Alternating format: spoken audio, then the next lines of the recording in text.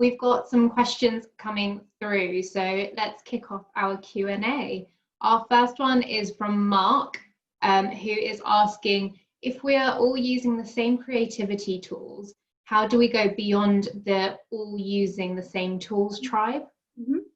I think that's a really interesting question, but I think that what I find so brilliant about using tools is, if you think about it, you can think of them, Mark, a bit like, okay, well, that's a sausage machine and, you know, I'm going to put something in and get something out.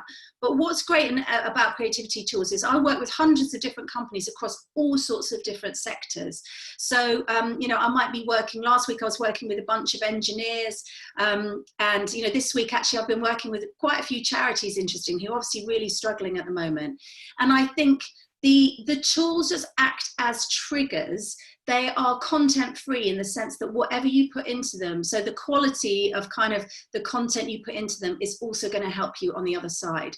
So I wouldn't worry too much about, and I don't know if you've tried Scamper or if you've tried another tool, I don't think you'll get the same results if you're using your own insights, your own team, your own creativity, and also your own stimulus.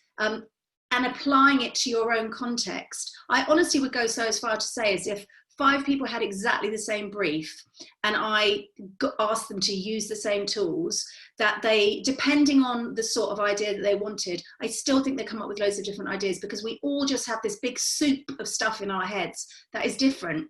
And so how you use it will be different from how somebody else uses it, to your preferences and your experiences, your knowledge. So I hope that helps.